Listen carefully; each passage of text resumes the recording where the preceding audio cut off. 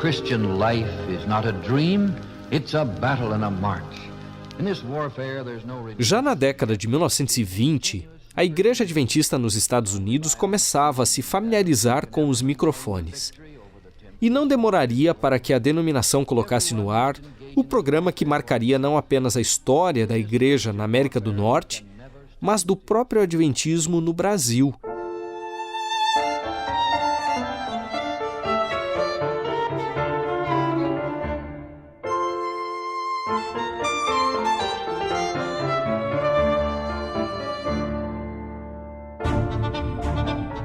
Está no ar o terceiro episódio da nossa série sobre o rádio. Convido você a embarcar comigo nas ondas sonoras e voltar um pouquinho no tempo.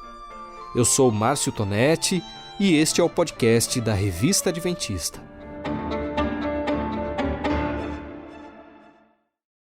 Como você já percebeu, não tem como dissociar a história do rádio no Brasil do desenvolvimento dessa mídia nos Estados Unidos. Então, mais uma vez, vamos para lá.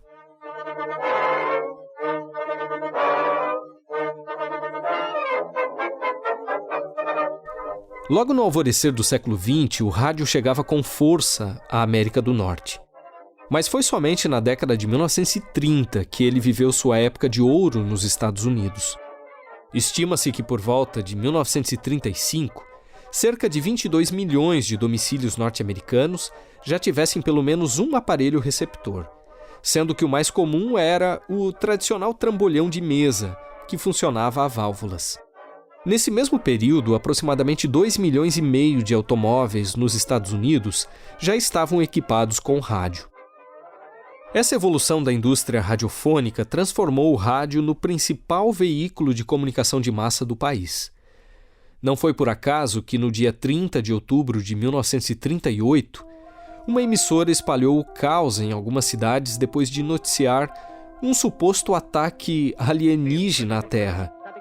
Na verdade, não passava, é claro, de um radioteatro, uma adaptação da obra Guerra dos Mundos, de Herbert George Wells. Top is beginning to rotate like a screw in the... The top's look out there! Stand back! Ladies and gentlemen, this is the most terrifying thing I've ever witnessed. Wait a minute. Someone's calling... Isso mostra o quanto o rádio já era influente na década de 1930.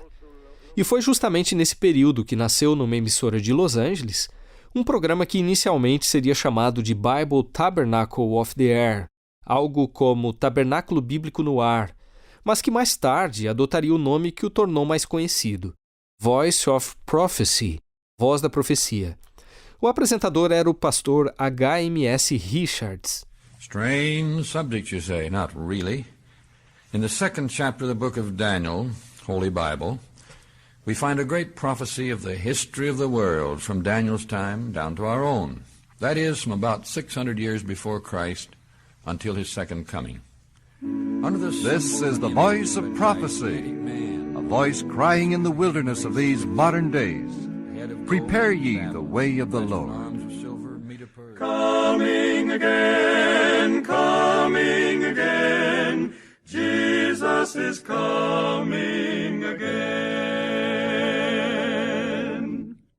A experiência não era totalmente nova, é verdade. Aliás, o próprio pastor Richards já vinha conquistando espaço no rádio desde 1926. E há registros de outros adventistas norte-americanos que começaram a praticar o evangelismo radiofônico antes disso, conforme lembrou o pastor Jonathan Conceição, em uma série de depoimentos gravados pela Igreja no Brasil por ocasião dos 70 anos da Voz da Profecia no país, celebrados em 2013. O primeiro registro que a gente tem da igreja usando o rádio é em 1920. A rádio tinha recém-surgido. E aí um pastor chamado Spalding, nos Estados Unidos, utilizou a rádio pela primeira vez, de acordo com a história que a gente tem. Em 1929, o pastor Richards começou com essa ideia, mas antes dele, o pai do pastor Vandeman, fundador do Está Escrito, também já tinha usado o rádio. Então é interessante como esses ministros do Evangelho no passado procuraram usar os meios de comunicação para atingir mais gente. E foi justamente com o pastor Richards que surgiu o programa A Voz da Profecia. Here now is H.M.S. Richards, the Voice of Prophecy speaker. Porém, a transmissão feita no dia 9 de abril de 1933, às 5h30 da tarde, representou um passo mais ousado no evangelismo radiofônico. Nessa data, o pastor H.M.S. Richards estreou o programa Tabernáculo Bíblico no Ar na estação de rádio em Long Beach, na Califórnia, falando sobre o significado profético da estátua descrita no capítulo 2 do livro de Daniel. Inicialmente, o projeto foi mantido no ar por doações. Mas, a partir de 1937, o programa se tornou um ministério oficial da sede administrativa norte-americana da Igreja. Calcula-se que, nessa época, cerca de 80% das famílias do país já possuíssem pelo menos um aparelho receptor em casa. Isso criou condições para que a iniciativa ganhasse projeção nacional. Tanto é que, no fim de 1942, o programa era veiculado por 225 emissoras espalhadas pelos Estados Unidos. Mais impressionantes ainda são os números relacionados à escola bíblica que foi criada paralelamente para oferecer estudos bíblicos por correspondência. Para se ter ideia, de acordo com a Enciclopédia Adventista, no início da década de 1940, com pouco tempo de funcionamento, a iniciativa chegou a registrar 60 mil inscritos nesses cursos. Ao falar sobre os principais fatores que contribuíram para o sucesso do programa nos Estados Unidos, o Dr. Alan Novaes, que é um pesquisador da área de mídia e religião, com ênfase no adventismo, chama a atenção para o papel que teve o cenário de crise que se desenrolava. Uma das principais razões para o sucesso do rádio e do programa da Voz da Profecia nos Estados Unidos foi a Grande Depressão e o crash da Bolsa de Valores do início dos anos 1930 na América e as mudanças drásticas que estavam ocorrendo e que iriam resultar na Segunda Guerra Mundial. Então, esse cenário de crise fez com que o interesse pelas pregações cristãs, por mensagens de esperança, fossem aumentadas. E esse foi um dos motivos pelos quais o programa A Voz da Profecia fez bastante sucesso nos Estados Unidos. E vale a gente lembrar, a voz principal que influenciava multidões de ouvintes era a de H.M.S. Richards. E esse pastor foi quem preparou os primeiros brasileiros, pastor Rabelo e o pastor Linhares, que estiveram envolvidos nesse projeto a partir dos estúdios da Voz da Profecia nos Estados Unidos e posteriormente no Brasil. Essa fala do historiador Helder Ozokawa, que ouvimos por último, nos leva ao Brasil da década de 1940. Em plena era de ouro do rádio brasileiro, em 23 de setembro de 1943, o programa norte-americano ganha uma versão brasileira. No mês seguinte, o fato repercutiria assim nas páginas da revista Adventista. Com muito prazer é que anunciamos afinal ser agora um fato a irradiação da mensagem adventista pelo rádio na rede A Voz da Profecia. A notícia trazia também uma lista de 14 emissoras de 11 estados que transmitiram a estreia. Outras fontes dizem que na realidade foram 17 rádios. Não vem ao caso. O fato é que os estudiosos consideram que esse foi o primeiro programa evangélico no rádio brasileiro.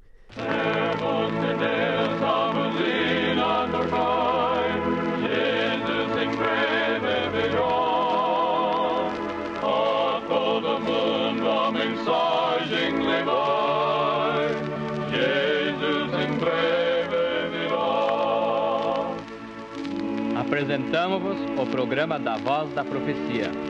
Uma voz clamando no deserto destes últimos dias: preparai o caminho do Senhor.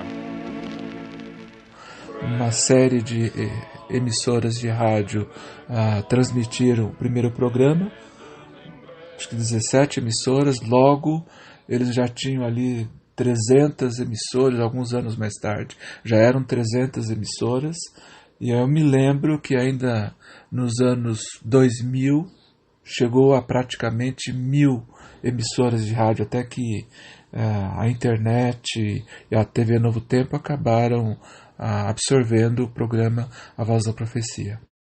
Sabe aquela frase que diz "quem sabe faz ao vivo"? No rádio sempre foi assim. Tanto é que, na década de 1930, por exemplo, os jingles eram cantados ao vivo.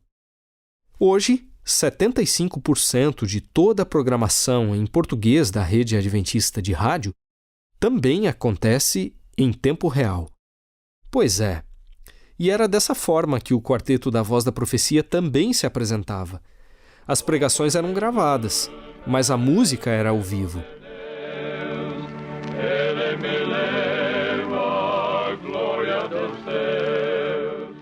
E você notou aí o sotaque?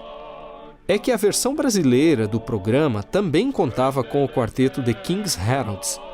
O quarteto Arautos do Rei surgiria só nos anos 1960.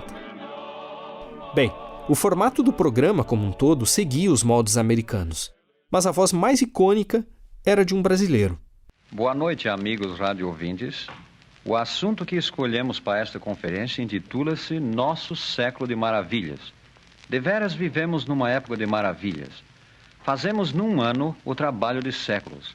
Rapidez é outro nome para nossos dias. Gaúcho de Santo Antônio da Patrulha, Roberto Rabelo se graduou em teologia no antigo Colégio Adventista Brasileiro, o CAB, atual UNASP, Campus São Paulo. Trabalhou como pastor de igreja em Santa Catarina, no Paraná e no Rio de Janeiro. Mas em 1940, ao receber o convite para estudar no Pacific Union College, foi para os Estados Unidos. De acordo com a Enciclopédia Adventista, nessa época, a sede mundial da igreja começava a incentivar a mídia radiofônica para a evangelização na América do Sul. E já se tinha em vista a criação de um programa de rádio no Brasil. Mas faltava um speaker, ou seja, um apresentador.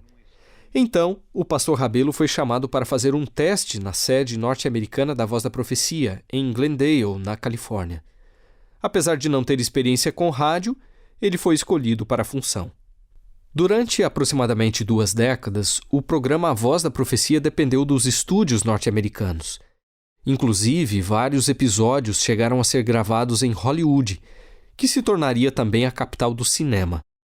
Porém, na década de 1960, a inauguração de uma sede desse ministério no bairro do Botafogo, no Rio de Janeiro, possibilitou que as pregações do pastor Rabelo fossem gravadas no Brasil.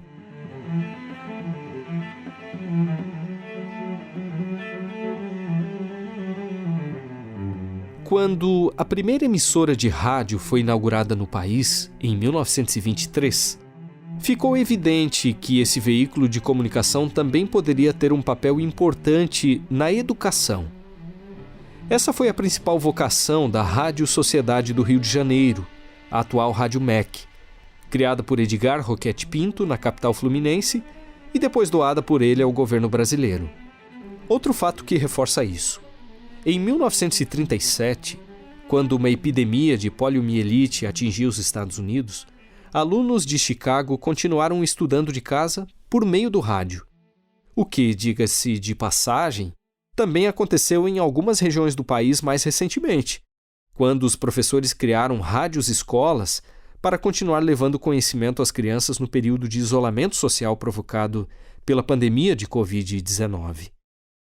No caso da Igreja Adventista, à medida que a denominação fortaleceu sua presença na mídia radiofônica, o ensino também desempenhou um papel estratégico, especialmente porque, assim como ocorreu nos Estados Unidos, o objetivo sempre foi oferecer algo mais aos ouvintes.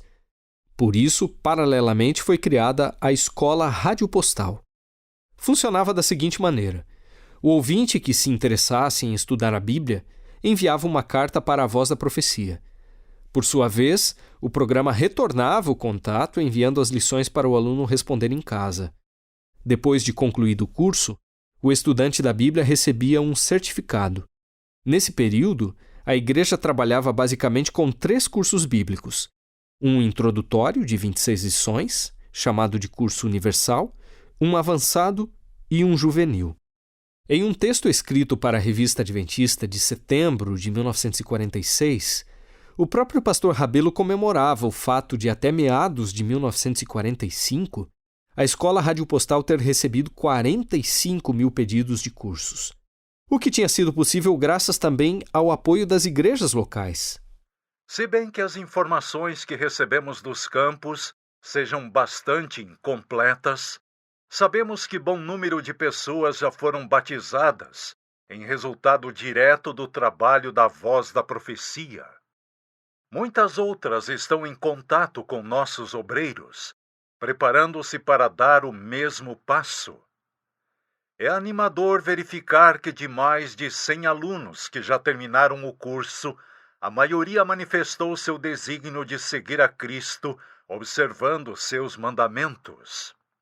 Essas primícias do evangelismo radial, as pessoas já batizadas, devem ser seguidas por um número crescente de batismos em todas as partes, em resultado real do interesse já despertado em milhares.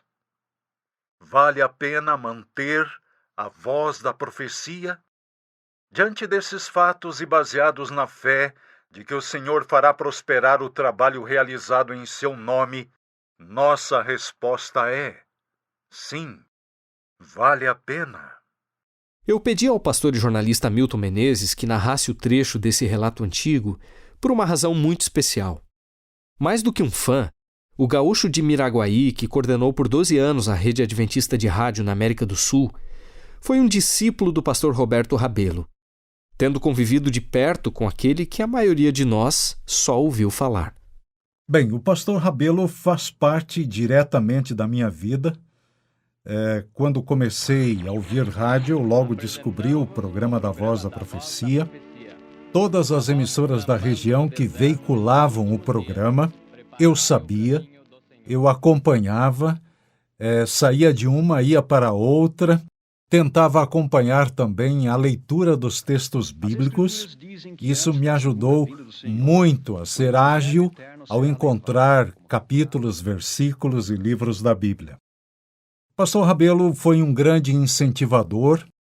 Ele me deu força, apoio, não apenas apoio moral, apoio técnico, mas também apoio financeiro com o projeto que estávamos começando. Tive a alegria de recebê-lo na nossa pequena cidade, em Miraguaí, em 2 ocasiões diferentes. Ele veio para um congresso comemorativo ao 3º aniversário de nosso programa e depois ele retornou em 1986 para oficiar o nosso casamento, que já vai para 36 anos. Pastor Rabelo foi sempre uma pessoa muito querida, um homem que viveu o Evangelho acima de qualquer coisa, um homem que tinha calos nos joelhos, era um homem de oração, muito humilde, muito tímido, e por isso talvez eu tenha me identificado bastante com ele. Eu creio que o trabalho que ele fez durante toda a sua vida e durante os anos que ele viveu, ele talvez não tenha tido o tamanho da extensão de tudo aquilo que foi feito baseado no princípio lá de 1943, quando ele começou.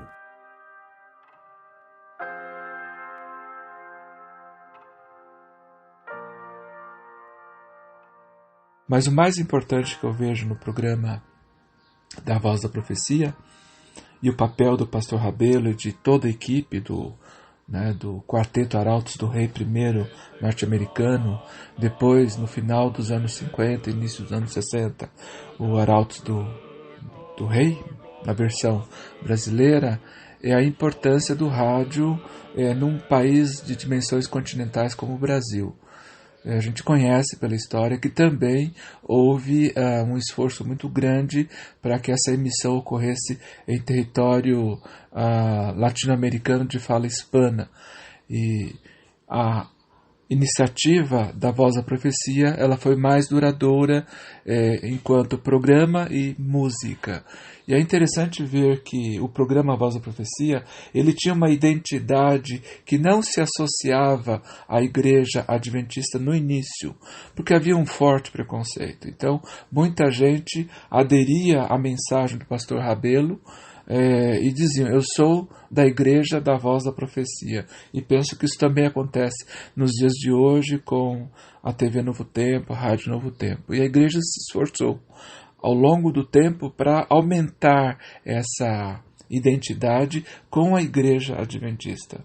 E 50 anos depois de iniciado o programa Voz da Profecia, foi feita uma pesquisa nos registros de secretaria da Igreja e descobriram que mais de 200 mil pessoas se consideravam evangelizadas pelo programa Voz da Profecia. Então vejam que foi uma iniciativa corajosa da Igreja. Hoje o programa Voz da Profecia é considerado pelos pesquisadores na área de mídia religiosa como o primeiro programa evangélico protestante adventista no rádio brasileiro.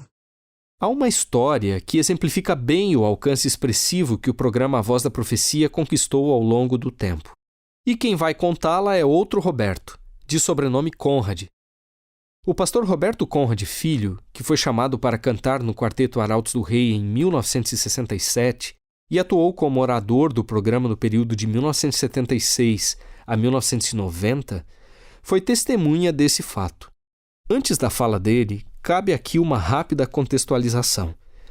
Na ocasião, o pastor Rabelo e o Quarteto Arautos do Rei estavam em uma turnê de quase 30 dias pelo Paraná, por Santa Catarina e pelo Rio Grande do Sul.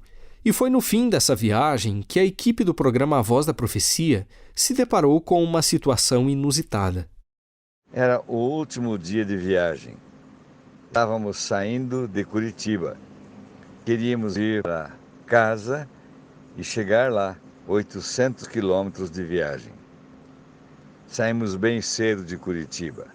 Às 7 horas estávamos na BR-02, rumo a São Paulo e ao Rio de Janeiro, e havia um pouco de cerração.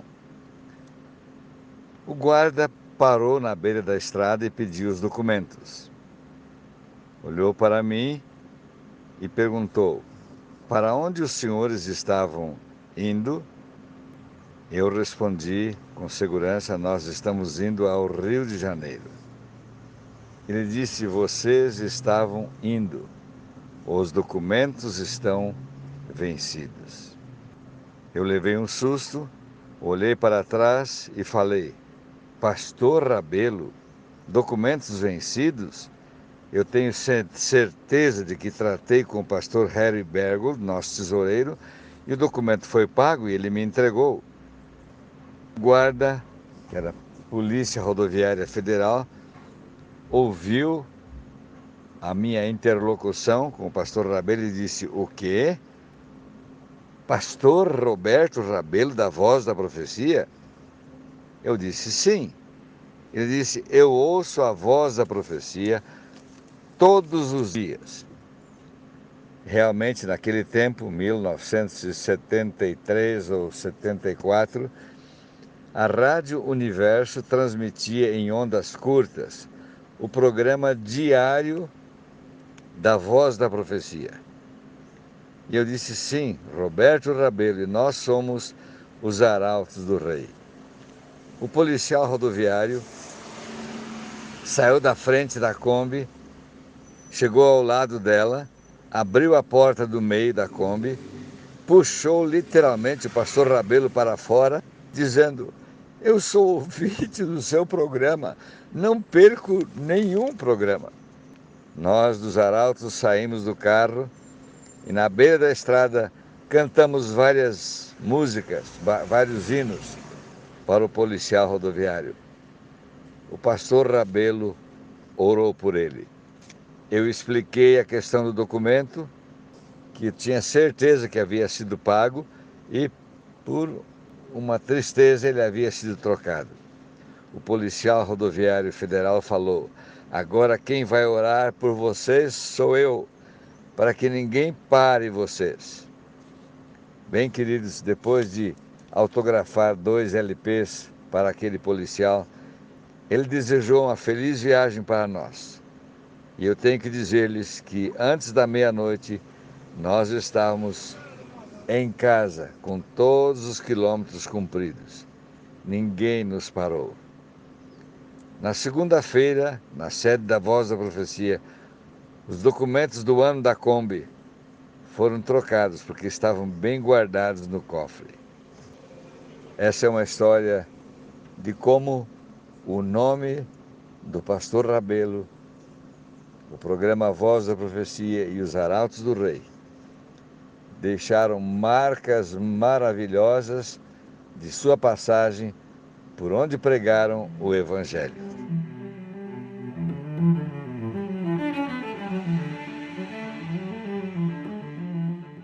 Também era comum encontrar nas páginas da Revista Adventista relatos sobre a grande audiência do programa apresentado por Roberto Rabelo. Foi o que percebeu Rodrigo Bertotti ao fazer um resgate histórico do uso do rádio pela Igreja Adventista no Brasil, tema de seu trabalho de conclusão de curso em teologia, lá em 2003. Ele relembra aí um desses casos. Tinha uma senhora que vivia na fronteira entre Brasil e Peru, e ela então ligou o rádio para escutar alguma música, alguma notícia, e estava passando o pastor Roberto Rabelo falando o programa da Igreja Adventista.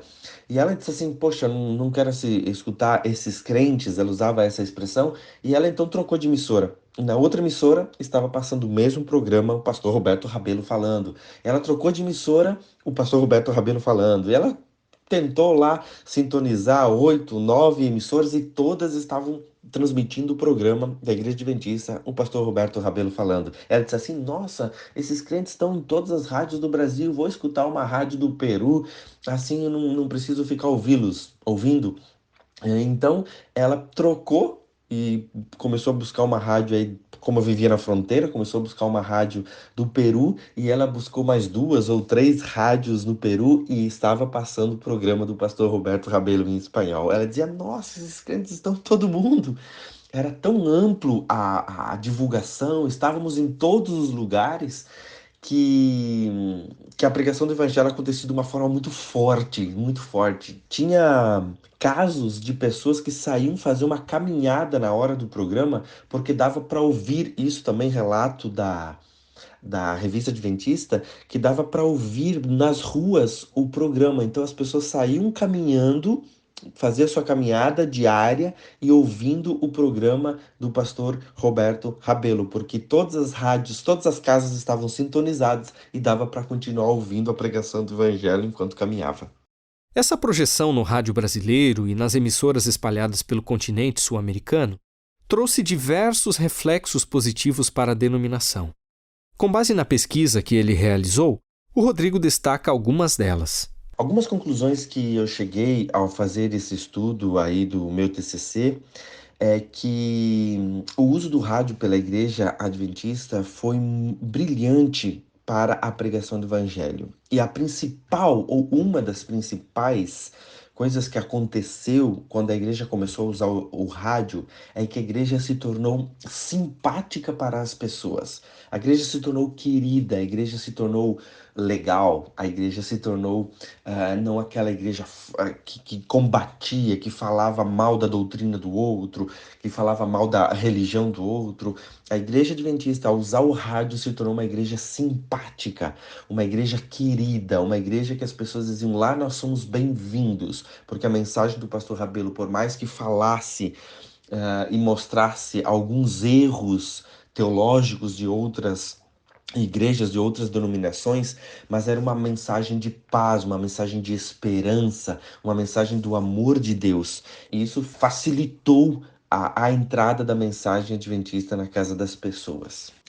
Outra conclusão muito importante é que o rádio ajudou a igreja, junto com a Casa Publicadora Brasileira também, a fazer com que as nossas doutrinas se tornassem um padrão, se tornassem homogêneas em todo o território nacional. Como as mensagens do pastor Rabelo eram ouvidas por todos os adventistas, ou quase todos os adventistas, junto com a literatura que a Igreja Adventista produzia com a Casa Publicadora Brasileira, tornou a nossa mensagem meio que única. Então, o Adventista do Sul com o Adventista do Nordeste, com o Adventista do Sudeste, do Norte, eles começaram a pensar da mesma maneira. Então, se você visitasse, inclusive até hoje é muito parecido, você conversa com um adventista do Norte ou com um adventista do Sul, eles pensam a mesma coisa sobre um determinado assunto, eles têm as mesmas respostas, eles usam os mesmos versículos bíblicos. E o rádio, a mensagem adventista, através do rádio, fez com que os adventistas de todas as regiões brasileiras pensassem quase que da mesma forma na maioria dos assuntos, coisa que acontece de uma forma diferente em outros lugares do mundo.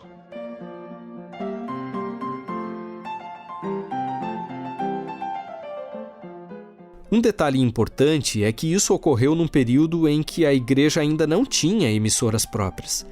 Por isso, ela dependia do espaço cedido por estações parceiras. A estratégia da Igreja Adventista para divulgar a sua mensagem através do rádio antes de ter emissoras próprias foi entrar nas emissoras que já existiam no Brasil. Então eles gravavam as mensagens entre 10 e 15 minutos, né? O pastor Roberto Rabelo que fazia essa gravação e distribuía para os pastores do Brasil afora. E os pastores e membros das igrejas faziam visitas para as rádios locais e faziam acertos, inclusive financeiros, para que se transmitisse a mensagem ali, aquela mensagem adventista, né, naquela emissora. Então eles faziam os acertos financeiros e a rádio começava a transmitir. Tinha membros influentes, pastores influentes, e a década de 50, que foi a década de ouro, se transmitia para centenas, para milhares de rádios espalhadas pelo Brasil. A década de 60 foi muito boa, a de 70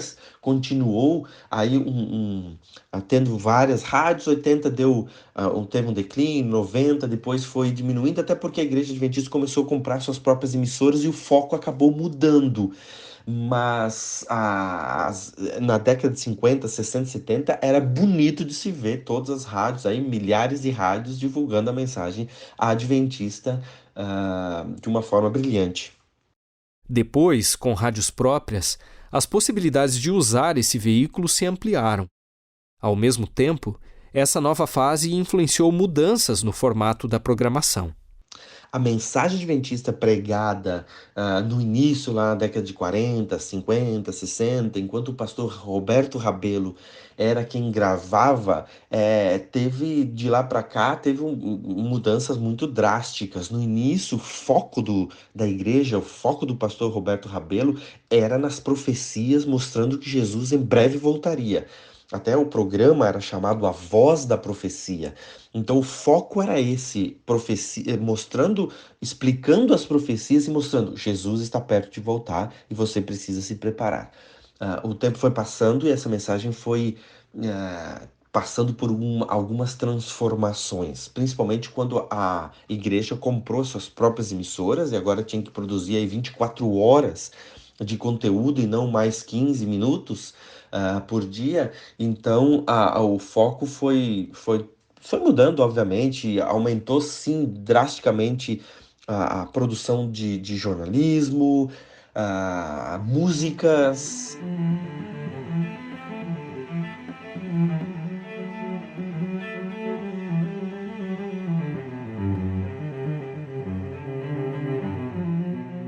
Isso nos leva à última parte deste capítulo da história que estou contando aqui.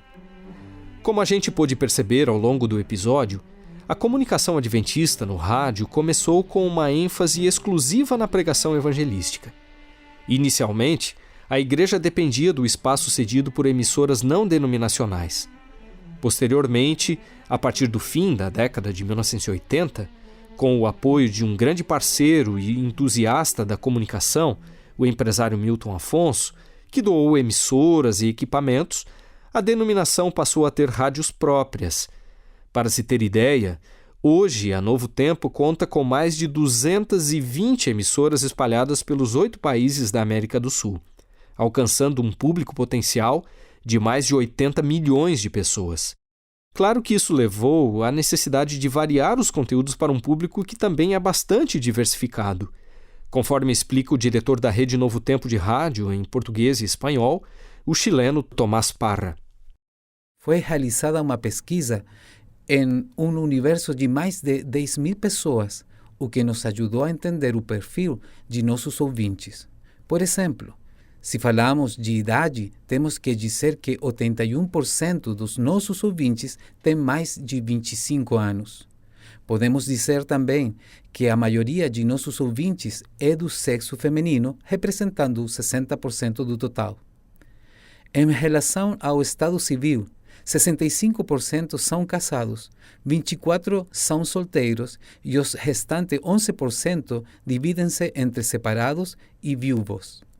Esses dados e outros nos ajudam a fazer uma programação relevante que possa atender às necessidades de quem nos escolheu como sua emissora preferida.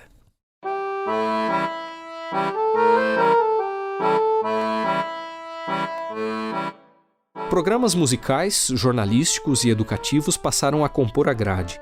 Claro, levou tempo para que a igreja conseguisse organizar sua programação e atingir certo nível de padronização em âmbito nacional. O pastor Hamilton Menezes conta que isso não foi fácil. Afinal, cada emissora pertencia a uma fundação e tinha uma administração própria. As equipes estavam pulverizadas. Não havia uma cabeça de rede como a que existe hoje em Jacareí, São Paulo, onde está localizada a sede da Rede Novo Tempo de Comunicação. Por isso, quando ele chegou para trabalhar na primeira FM da rede, lá no Rio Grande do Sul, no fim da década de 1980, se deparou com situações que não fariam sentido no modelo atual, mas que existiam naquela época. Vamos ouvir. Eu lembro que quando cheguei na primeira FM da rede, que foi no Rio Grande do Sul, eu tinha 12 anos de pequena experiência com produção e apresentação de programas de rádio. Então havia ali um grupo de jovens, um grupo entusiasmado, animado, mas que tinha dificuldades de conseguir colocar diante do ouvinte aquilo que eles precisavam ouvir, aquilo que interessava, porque ninguém sabia exatamente como alcançar isso, como fazer isso.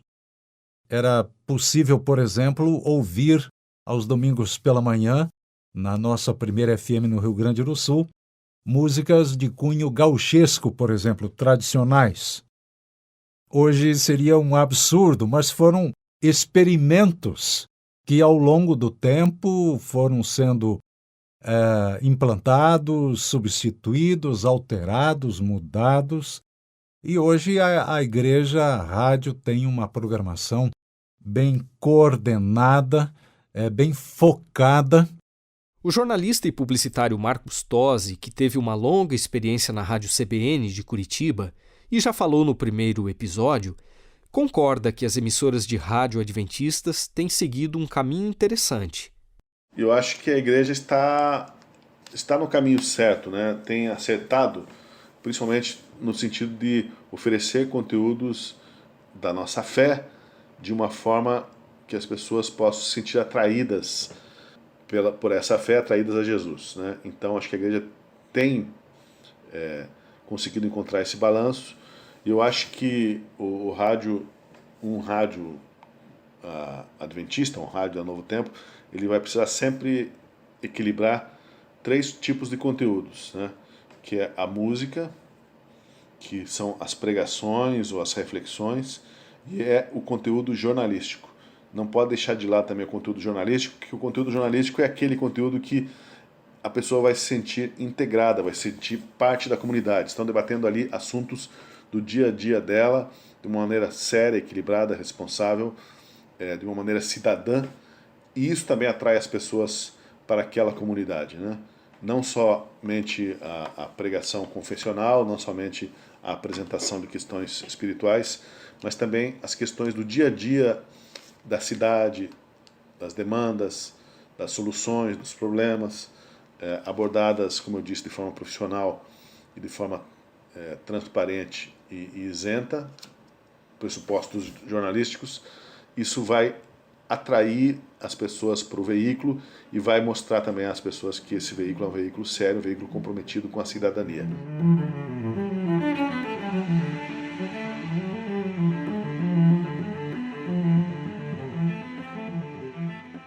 Muita coisa mudou desde então na grade de programação do que hoje é uma rede de rádios consolidada, com 18 emissoras próprias somente no Brasil. No entanto, o pastor Tomás Parra ressalta que o propósito central continua sendo o evangelismo. Nossa linha editorial se concentra no evangelismo.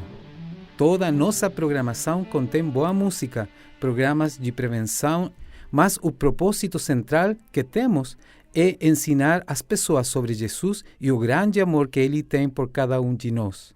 Por isso, representa 70% dos programas. Um exemplo disso é um programa muito antigo e adorado por nossos ouvintes, como é A Voz da Profecia, que estará no ar por 80 anos em 2023. A cada ano, mais de 18.000 pessoas estudam a Bíblia conosco por meio da Escola Bíblica. E as muitas histórias de vidas transformadas de nossos ouvintes comovem nosso coração. Só no céu saberemos o real impacto do trabalho da Rádio Novo Tempo, que é uma campanha de evangelismo 24 horas por dia, 7 dias por semana. A última sonora que nós vamos trazer aqui reforça isso. Quem fala é o Elias Teixeira, outra voz bem conhecida da maioria dos ouvintes da Rede Novo Tempo de Rádio. Locutor em São José do Rio Preto, ele ressalta qual é o diferencial das emissoras da denominação. O rádio adventista, e quando falo isso, quando digo rádio adventista, falo da Novo Tempo, porque participo da Novo Tempo e entendo muito bem que a Novo Tempo tem um propósito definido.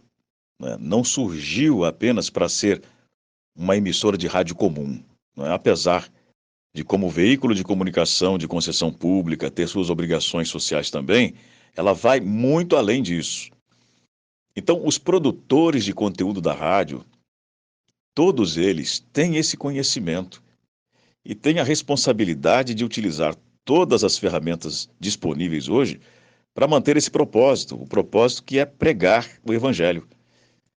E por causa dessa finalidade, a comunicação que se produz em todo o segmento, seja no jornalismo, na música e também no entretenimento, por que não dizer, que são características naturais do rádio, é o que se espera do rádio, esse tripé. Isso identifica a rádio como emissora de rádio, como meio de comunicação, mas é preciso manter o propósito de pregar o Evangelho, e isso é feito pela produção da Novo Tempo. Então, nada poderá destoar desse sentido, tanto entretenimento, música, jornalismo, tudo deve estar alinhado ao propósito, à finalidade da Novo Tempo. E isso é possível fazer, não só oferecendo conteúdo, mas principalmente ouvindo as pessoas, observando o que ocorre na sociedade, no comportamento político e social, educacional, entre tantas coisas que acontecem aqui e no mundo todo, e nos tornarmos um contraponto através de uma mensagem propositiva que leve os nossos ouvintes à reflexão da necessidade que existe de uma possível mudança de vida, da transformação de vida do ser humano e da sua aceitação da palavra de Deus. Eu vejo que o rádio adventista tem sabido fazer isso, até porque a igreja adventista tem conteúdo vasto, muito conteúdo de qualidade, de profunda pesquisa, que pode ser ainda mais utilizado, esse conteúdo, em todos os veículos de comunicação, conteúdos necessários para que as pessoas encontrem saúde, alegria, esperança e, mais do que tudo, a salvação.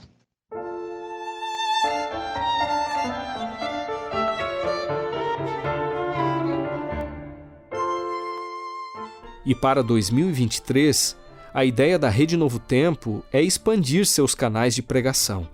Em parceria com a Rádio Mundial Adventista, os locutores das nossas emissoras irão se envolver em campanhas evangelísticas presenciais na cidade de Belém, no Pará, no mês de abril.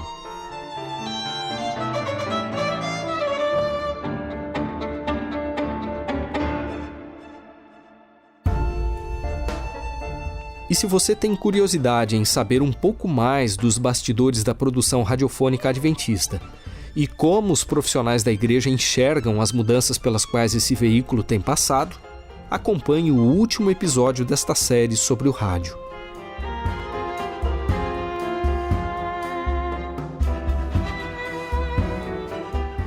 O podcast de hoje teve produção, roteiro, edição e sonorização de Márcio Tonetti, narrações especiais de Wagner Zil e Hamilton Menezes, e direção de jornalismo de Marcos de Benedicto. Até o próximo.